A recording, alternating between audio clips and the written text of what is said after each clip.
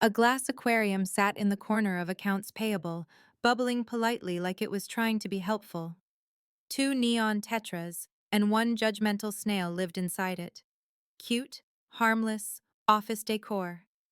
Except the tank had a small padlock on the cabinet underneath, and the lock had a security seal tag like it belonged on a shipment of rare diamonds, not fish food, and a tiny plastic castle. When the new intern, Benji, asked me why the fish tank had a tamper seal, I laughed. Then I remembered we did not lock anything else in this office. Not the supply closet, not the backup drives, not the cabinet where the CFO kept his artisanal coffee pods like they were currency. But the fish tank cabinet? Fort Knox. Benji leaned closer and whispered like he was confessing a crime. Also, is Tessa still employed here? Or is she running a very organized squat? I should have laughed harder. Tessa Park was the quiet type. Not shy exactly, more like deliberately silent, the way a courtroom gets silent before someone says the number that ruins a life. She lived in the back row of finance operations, the section leadership referred to as support, the way people refer to a spare tire, necessary, ignored, and blamed when things go wrong. Tessa drank the same bitter herbal tea every day, the kind that smelled like damp library books and moral superiority. She never joined chattergrid threads where people roasted management or posted pictures of their lunches like sandwiches were achievements. She did not do office theatrics. She did not circle back. She did not touch base. She touched evidence. Her cubicle looked like a paper museum curated by someone who hated surprises. Folders stacked into careful towers, tabs color-coded, margins aligned.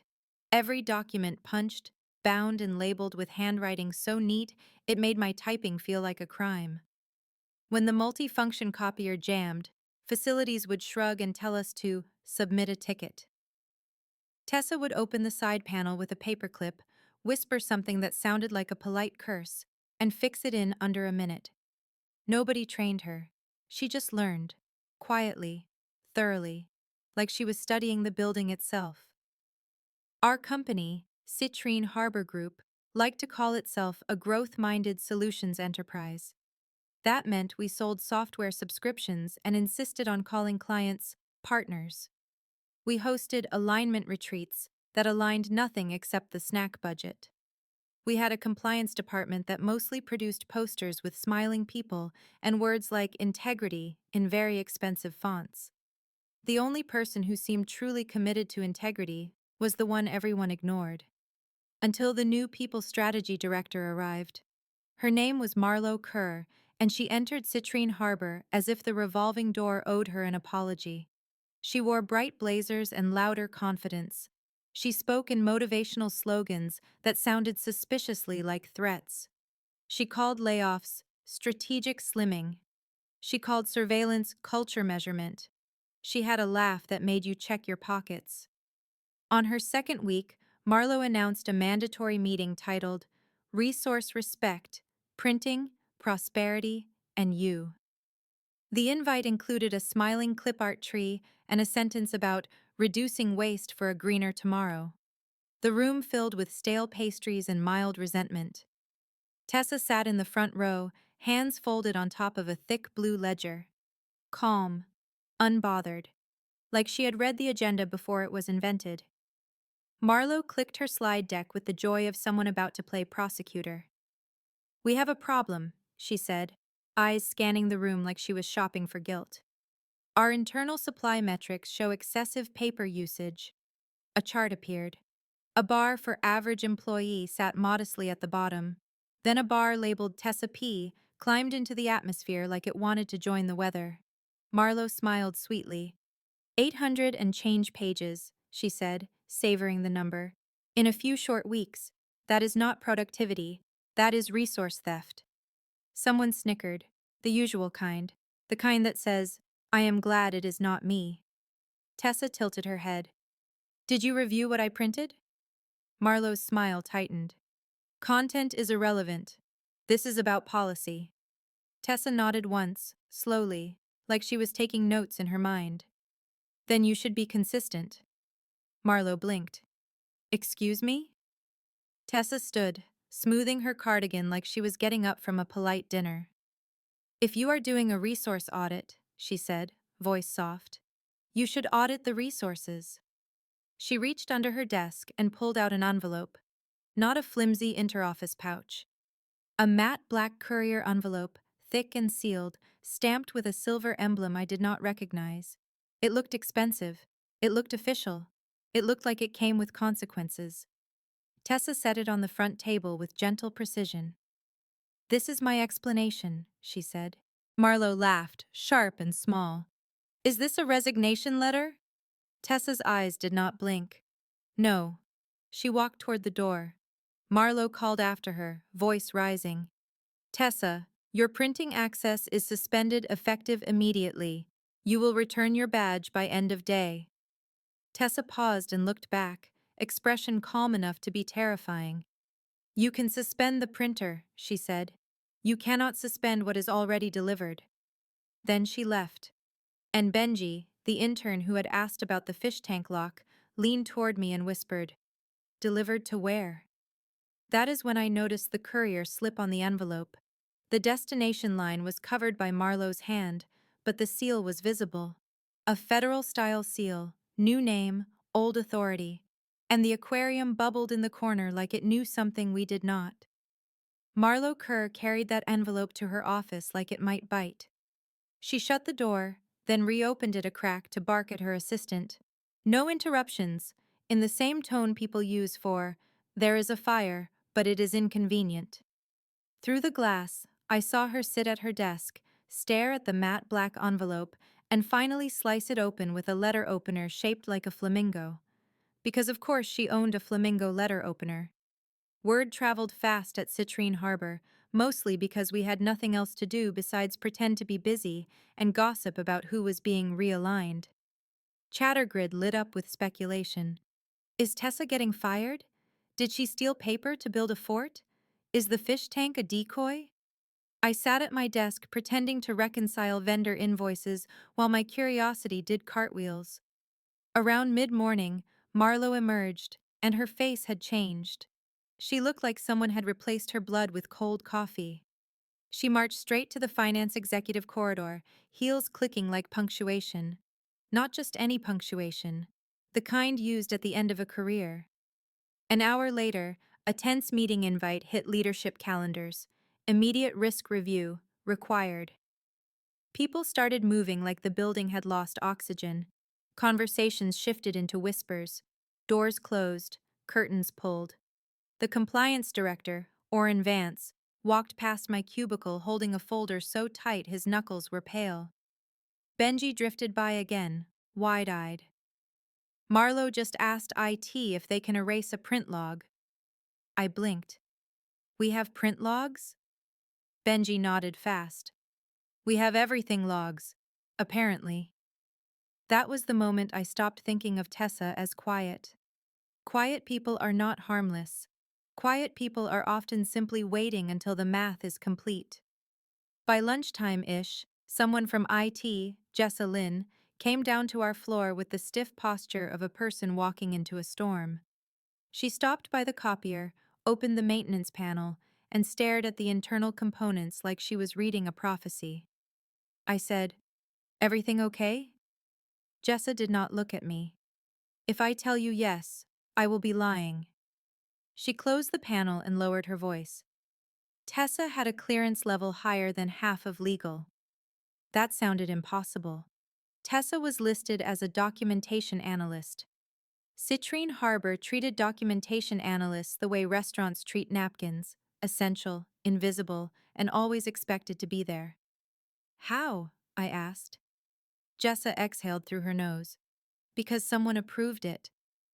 In the executive corridor, the CFO, Dalton Reeve, arrived in a hurry. Dalton was the type who wore expensive suits and cheap morals. He smiled the way a shark might smile if it wanted you to relax. Now his smile was gone. Rumor said Marlo slid the printed pages across Dalton's desk. Rumor said Dalton read 2 pages, then sat down like gravity had doubled. Rumor said legal stopped speaking in euphemisms and started using words like exposure, misstatement, and obstruction. I did not hear those meetings. I only heard what leaked out, which was plenty. A finance manager I trusted texted me 2 words: double bonuses, then another: ghost vendors. Then, after a pause, your name is clean, Tessa made sure. That last part hit me like a cold splash. Tessa was not just collecting evidence, she was sorting it, protecting some people, targeting others. That is not a meltdown, that is strategy. Mid-afternoon, the company-wide mood shifted from gossip to dread. Chattergrid went silent, like someone had turned off the lights. People packed their bags a little too neatly. Managers hovered near exits. The break room smelled like fear and burnt popcorn. Then an internal alert landed in my inbox. System access changes in progress. A minute later, another. Equity disbursements temporarily frozen. No explanation. Just a corporate cough before the fever. I saw Marlowe in the hallway again. She was speaking to Orrin Vance, compliance director, and her voice was thin. "We can say she exceeded scope," she said. Orrin's reply was flatter. "Only if we want to lie in writing." Marlowe glanced around, saw me, and snapped her mouth shut like a trap. In the finance wing, the copier jammed. Normally, Tessa would have fixed it in silence. Now, nobody touched it. The machine beeped helplessly, paper crumpled inside like a surrender flag. People stared at it and backed away as if it was evidence too. Benji returned, breathless. "They revoked Marlowe's admin permissions," he whispered. "What?" I asked. "Someone did," he corrected. "Not IT, not legal. It was automatic." Automatic. That word is never good when it involves your access to power. Jessalyn confirmed it later in a hushed voice near the vending machines. "There is a protocol," she said. "If a designated integrity officer has their access removed, their work archives, locks, encrypts, seals, nobody inside can touch it." "Designated integrity officer?" I repeated. Jessa nodded once. "That is what Tessa was." My stomach sank with the elegance of a failing elevator. So when Marlowe demanded her badge, Jessa's eyes narrowed. Marlowe triggered the seal, and that was when the third alert arrived. Notice: external review initiated. On-site visit pending. No names, no branding, just the clinical language of authority. Within minutes, legal's hallway became a stampede. Whiteboards were erased, shredders hummed. People who loved talking about transparency suddenly wanted curtains. Dalton Reeve, the CFO, walked through finance like a man moving through a crime scene that might still be alive. He stopped at Tessa's empty cubicle and stared at the neatly stacked folders she left behind. She had left one thing: a small sticky note on the monitor, handwriting crisp. "You should have audited the aquarium." I turned toward the fish tank. The cabinet underneath it, the one with the tamper seal and the lock, suddenly seemed less like decor and more like a vault. And I realized the hook was never the printer. It was the lock beneath the fish. The next morning, someone tried to cut the aquarium lock. It was not subtle. It was not competent. It was the sort of decision made by someone who believed authority is the same as intelligence, which, at Citrine Harbor, described half the executive floor. I arrived sometime in the early morning, clutching my coffee like a personal shield. The office smelled wrong, sharp and clean, like someone had sprayed too much neutral scent to cover something human. People were already gathered near accounts payable, pretending to be interested in fish while staring at the sealed cabinet. Benji stood on tiptoe. "I think Marlowe brought bolt cutters," he whispered. Sure enough, Marlowe Kerr appeared, flanked by Dalton Reeve and Orrin Vance, plus a junior attorney whose tie looked too tight for breathing. Marlowe held a small red toolbox like she was auditioning for a home renovation show called Demolition, Career Edition. She glanced at us like we were furniture. "This area is restricted," she announced. Nobody moved. We were corporate employees. We specialized in standing still while something terrible happened nearby. Marlowe crouched and snapped the tamper seal tag off the cabinet latch. The little plastic strip broke with a soft click that sounded like a promise being violated. She wedged the bolt cutters around the lock and squeezed. The lock popped open. The fish continued bubbling, unbothered, like it had seen worse. Marlowe opened the cabinet. Inside was not fish food. Inside were folders. Dozens. Packed tight. Each one labeled in the same neat handwriting I had seen in Tessa's cubicle. Each one sealed with a small strip of evidence tape. And inside the cabinet door, taped neatly, was a laminated card with a single sentence. Citrine Harbor Group. Off-site document staging unit. Do not tamper. Dalton swore under his breath. The junior attorney's face turned the color of printer paper. Marlowe's voice cracked. This is not authorized. Orrin Vance said quietly. This is extremely authorized. Dalton reached in, pulled out a folder, and flipped it open with hands that were suddenly not steady. Inside were printed screenshots, transaction trails, expense logs, and annotated notes. Not accusations, not opinions, just math. The kind of math that ends with handcuffs. Marlowe tried to regain her posture. We can claim this was internal. Orrin shook his head. Look at the evidence tape. The tape strips had tiny serial numbers, chain of custody labels, the kind you do not buy at an office supply store unless your office supply store is a federal warehouse. Benji whispered, What is chain of custody doing under a fish tank? I whispered back, Tessa likes symbolism. Dalton slammed the folder shut. Where is she? He demanded. Jessa Lynn appeared at the edge of the crowd carrying a tablet. Not here, she said. And not traceable. Marlowe rounded on her. Find her, track her device, pull her personal file. Jessa did not flinch. Her personal file is sealed. Her device is not on our network, and her designation means you cannot do half the things you are thinking. Marlowe's smile was all teeth. Designation is corporate nonsense. Jessa finally looked at her directly. It is not corporate, it is regulatory. That word, regulatory, hit the air like a cold bell. The junior attorney cleared his throat.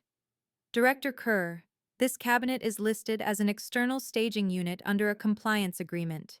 It is not ours. Marlowe blinked hard, like she could blink her way out of jurisdiction. Then whose is it? Orrin's answer was almost kind.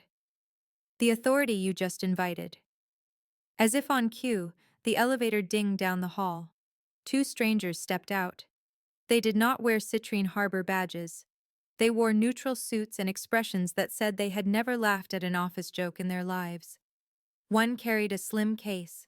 The other carried a tablet already open, already reading our panic like a report. The lead stranger approached with a calm that made my skin prickle. We are here for the on-site review, she said, voice level. We will need a staging room, access to financial records, and a list of all personnel who handled equity approvals. Marlowe's mouth opened. Nothing came out. Dalton stepped forward, trying to wear his shark smile. Of course, we cooperate fully. The agent's eyes flicked to the open cabinet beneath the fish tank. I see you found the staging unit, she said.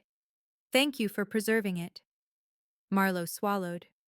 Preserving it? The agent tilted her head. Yes. You did not shred anything. You did not relocate anything. You did not do any of the things people do when they panic. That is good. Her gaze slid to Marlowe's bolt cutters. Then the agent's tone sharpened slightly, like a blade. However, you did break the tamper seal. Marlowe's voice came out too high. I was investigating misuse of resources. The agent nodded as if she had heard funnier lies. We will note that. Dalton tried again. Who initiated this review? The agent's eyes lifted. Your designated integrity filer. My heart beat once, hard. Benji whispered. Tessa. The agent continued. She submitted a complete packet to the Market Integrity Bureau, including duplicate archives staged off-site. Dalton's face tightened. She was terminated. The agent paused, then looked at Marlowe. Terminated for what reason? Marlowe's lips moved without sound. I could not help it. I said softly, paper usage. The agent blinked once, slowly, as if storing the detail for later destruction. You terminated a protected filer over paper. Marlowe finally found her voice. She was stealing company resources. The agent's expression stayed neutral, but her eyes sharpened. The resources appear to be evidence, and evidence belongs to the review. She gestured toward the cabinet. We will take custody. Then she turned and walked toward conference room C like she had owned it her whole life. Dalton followed, face pale.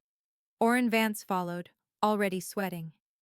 Marlowe remained by the fish tank, staring at the empty lock in her hand like it was the first object to ever refuse her. Benji tugged my sleeve. Is Tessa doing this for justice? I watched Marlowe's expression, the way her authority was dissolving in real time. No, I said. This is not justice. Justice is clean. What is it then? Benji asked. I remembered Tessa's sticky note. You should have audited the aquarium. I thought of all the times Marlowe had humiliated people for being quiet, for being careful, for being thorough. This, I said, is revenge with footnotes. Conference Room C used to host wellness workshops and innovation circles, which mostly involved adults pretending sticky notes were strategy. That afternoon it became a courtroom without the courtesy of a judge. The agents from the Market Integrity Bureau set up fast. No theatrics, no chatter, just methodical unpacking. Tablet, recorder, evidence gloves, and a small sign that read, "Do not remove documents." It was the first sign in the building anybody actually respected. Dalton Reeves sat at the table, shoulders rigid. Marlowe Kerr sat 2 seats away, jaw clenched like she was trying to bite through consequences. Orrin Vance perched at the end, looking like a man who had realized he had been hired as a mascot for a department that was suddenly real.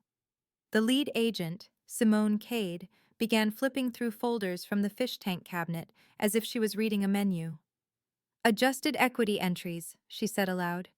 Duplicate reimbursements, timestamp overrides, vendor splits. She tapped her tablet. Now we will discuss who approved access, who signed which forms, and who benefited. Dalton attempted a smile. It came out like a grimace. We have internal controls. Simone did not look up. Your internal controls are documented in these folders as decorative. Marlowe shifted. This filer, Tessa Park, had no authority to... Simone lifted a hand. She had authority. Her designation is attached. She slid a single page across the table. I saw it from the doorway where I was pretending to deliver a forgotten notebook. A clean addendum. Legal language. 2 signatures. One was Dalton's. The other belonged to the CEO, Weston Marr. Designated Integrity Filer, Tessa Park. Marlowe's face moved through disbelief, anger, and the sickening realization that she had picked a fight with someone the law had already chosen as its messenger. Simone's voice stayed calm. A designated filer may operate independently, archive records, and submit voluntary packets when internal correction fails. Dalton's voice went hoarse. Voluntary packet to whom? Simone finally looked up. To us. Silence settled like dust. Then the second agent, Raffi Dyer, opened a different folder and said, We will begin with the ledger labeled Kerr Marlowe. Marlowe's head snapped up. That is not possible. Raffi's tone was polite. It is very possible. It is printed. He turned a page. On it was a scanned onboarding batch form, the kind Marlowe had bragged about streamlining during her first week. At the bottom sat a digital signature line, Marlowe Kerr. Next to it, Executive Consultant, Equity Grant Authorization. Marlowe's voice became thin. I signed dozens of those forms. I did not read every... Simone's eyes narrowed slightly. You were hired to read. Dalton's lips parted. No sound. Rafi flipped another page. Metadata indicates the timestamp on this authorization was modified after approval. He tapped the printout. Modification traced to an admin panel accessible through People Strategy. Marlowe looked at Dalton, searching for rescue. Dalton looked away, because Dalton Reeve was the type of man who treated people like umbrellas, useful until it rains too hard. Simone set her pen down. "We have a question," she said. "Why did the filer choose a fish tank cabinet for staging?" Orrin Vance swallowed. "Because it was ignored." Simone nodded. "Correct. She staged evidence where no one would look because you trained yourselves not to look at support spaces." Her gaze returned to Marlowe. "And you trained yourselves to punish quiet people for being quiet." Marlowe tried to rally her favorite weapon, superiority. "This is a misunderstanding." She was disgruntled. Rafi's mouth twitched, almost a smile. Disgruntled filers do not build chain of custody systems under aquatic decor. Simone picked up a different folder, and for the first time her voice changed.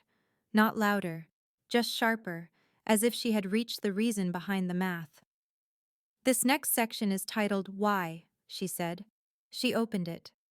Inside were older documents, not just Citrine Harbor's current mess. There were archived emails from years back, when Weston Marr was still building the company's reputation with speeches about ethics and carefully staged charity photos. One email thread was highlighted. A subject line, Retaliation Review, Park, T. My throat tightened. Simone read, "This shows a prior complaint filed by Tessa Park against Weston Marr at a different firm. Complaint, altered audit findings, retaliation, career suppression." Dalton stiffened. "Weston is not here." Simone's reply was ice. "He will be."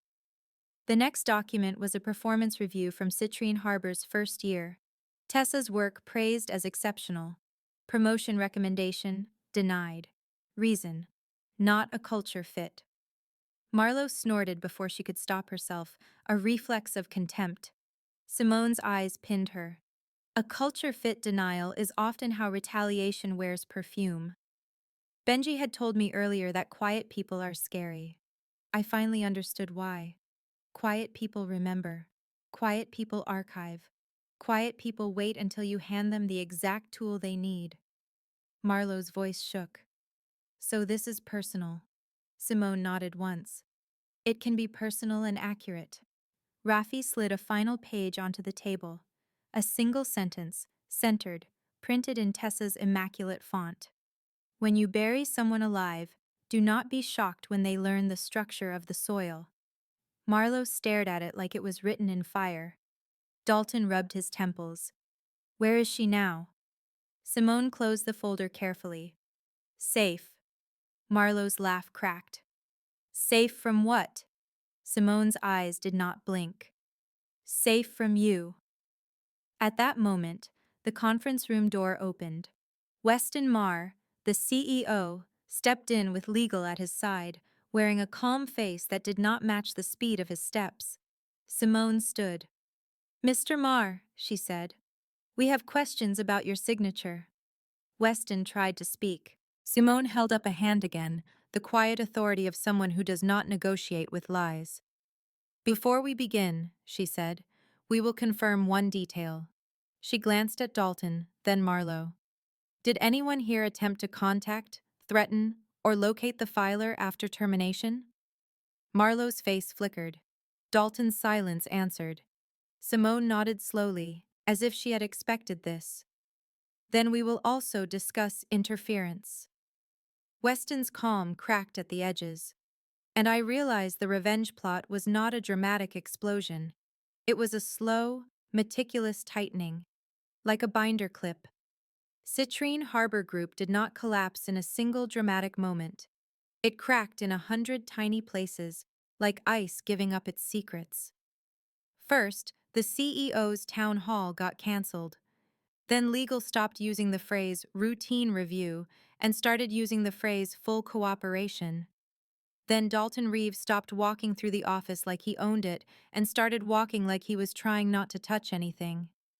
Marlo Kerr, meanwhile, became a ghost with a blazer. Her admin privileges vanished. Her ChatterGrid access flickered, then died. Her calendar emptied as if the system itself had decided she no longer deserved the illusion of importance. She tried to laugh it off in the hallway, but her laugh sounded like a chair scraping tile. I caught her near the elevators, staring at her phone, thumb hovering over an error message. "Access denied," she muttered, like it was a personal insult rather than a consequence. I should have kept walking. I did not. Curiosity is how people end up in stories. "You fired the wrong person," I said. Marlowe's eyes snapped up. For a moment, the mask returned. "I enforced policy." I tilted my head. "You enforced ego." Her lips tightened. "You do not understand how corporate discipline works." I could not help a small smile. "Neither do you, apparently. You thought discipline was public humiliation." Marlowe stepped closer, voice low. "Where is she?" "Not your employee anymore," I replied. Marlowe's nostrils flared.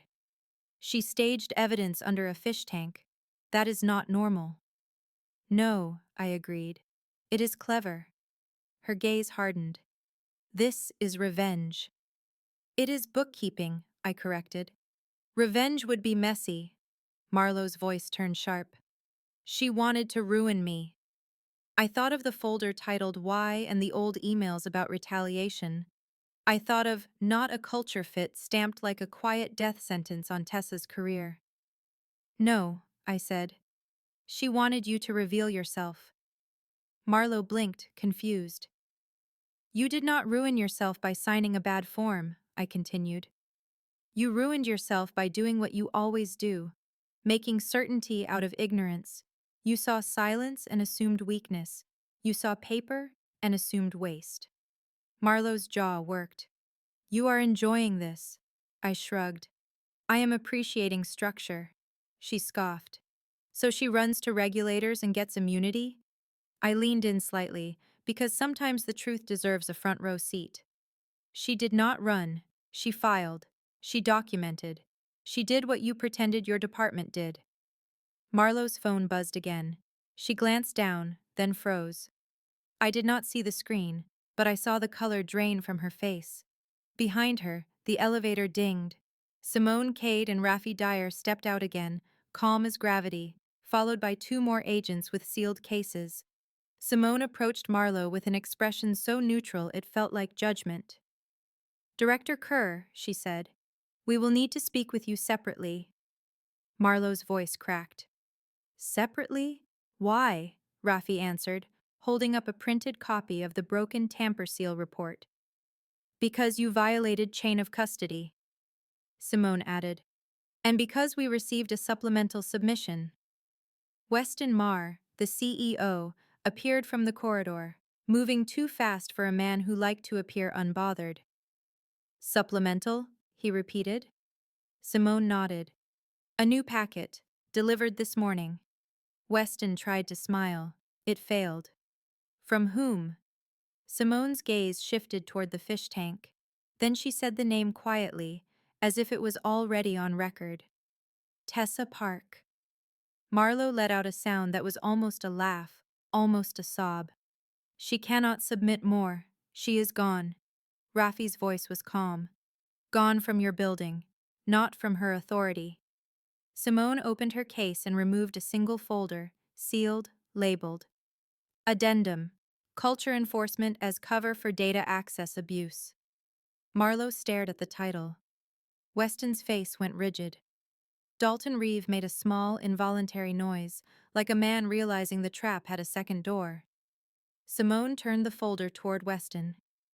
"This includes communications instructing HR to collect credentials, reroute approvals, and expedite equity grants under culture alignment initiatives."